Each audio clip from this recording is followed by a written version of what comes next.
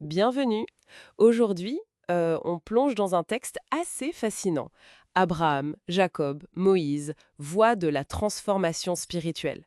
L'idée, c'est de voir un peu quel message clé l'auteur y voit à travers ces trois figures. Tout à fait. C'est une exploration de leur signification profonde. Oui, et ce qui est intéressant, c'est que le texte, il ne les voit pas juste comme des personnages bibliques classiques, quoi. Non, pas seulement. Plutôt comme des archétypes. Voilà, des archétypes, des modèles, en quelque sorte, de cheminement intérieur. Sur la foi, la transformation et la libération. Bon, déballons ça un peu. Exactement.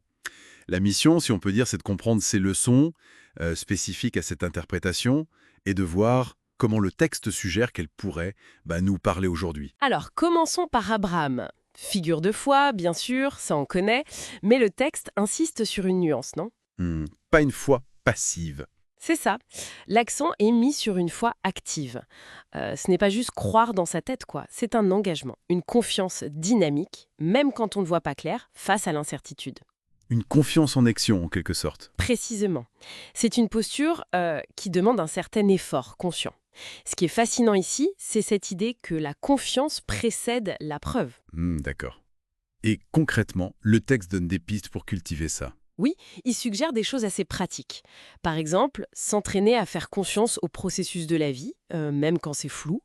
Développer une sorte de vision intérieure de ce vers quoi on tend. Une vision intérieure. Oui.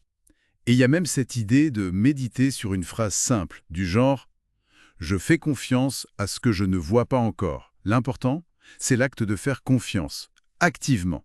D'accord. Donc cette foi active d'Abraham, ça ouvre la porte à l'étape suivante, qui semble plus remuante, Jacob et son combat. Ah oui, Jacob. C'est là que ça devient vraiment intéressant selon ce texte. L'épisode de la lutte avec l'ange, c'est vu comme le symbole même du combat intérieur. Le combat contre soi-même, en gros. Contre ses propres ombres, oui. C'est le message clé ici. Il faut absolument affronter ses peurs, ses résistances, l'ego qui nous bloque, pour pouvoir vraiment évoluer, s'éveiller. Ce n'est pas juste une épreuve, c'est une nécessité pour avancer. Exactement. C'est présenté comme un passage obligé. Le texte suggère que c'est justement dans cette confrontation que se trouve le potentiel de transformation profonde. Et là aussi, il y a des applications suggérées. Oui, toujours ce lien avec le quotidien. Tenir un journal, par exemple, pour repérer ses émotions qui s'entrechoquent. Oser regarder en face ses pensées limitantes, sans se juger, mais lucidement. C'est un travail, quand même. Carrément. Et le texte mentionne aussi la méditation ou la visualisation comme des outils pour travailler sur ces blocages, pour essayer de les transformer, de les dépasser. Ok, donc après la foi qui initie Abraham et le combat qui transforme Jacob, on arrive à Moïse, la libération, c'est ça? C'est ça. Moïse guidant le peuple hors d'Égypte, c'est la grande métaphore de la libération intérieure. Se libérer de nos propres Égyptes. Nos Égyptes personnelles, c'est parlant comme image. Qu'est-ce que ça représente selon le texte? Nos conditionnements, nos dépendances affectives, matérielles, peu importe. Nos schémas de pensée qui tournent en boucle et nous enferment. C'est vraiment l'idée de briser les chaînes qu'on s'est souvent mises nous-mêmes. Identifier ça déjà, c'est un premier pas. Oui, le texte invite à cette honnêteté. Et propose des pistes comme mettre en place un petit rituel de libération. Par exemple, écrire ce qu'on décide de lâcher consciemment. Une sorte d'engagement symbolique. Voilà. Et, fait intéressant, il suggère aussi de voir les 10 commandements pas juste comme des interdits, mais comme des piliers, des principes pour construire une vie plus libre, plus alignée. Oui.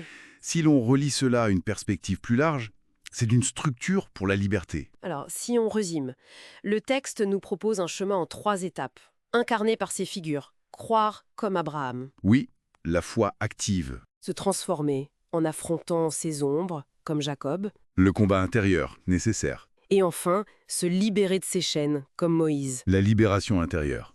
Tout à fait. C'est bien cette progression qui est mise en avant. Croire, se transformer, se libérer. Une étape prépare l'autre. Alors, qu'est-ce que tout cela signifie au fond? C'est un parcours idéal? Et c'est présenté comme une sorte de dynamique fondamentale de la croissance spirituelle, telle que vue par cet auteur. L'élan de foi permet le courage de la transformation, qui elle-même ouvre la porte à la libération. Elles sont liées.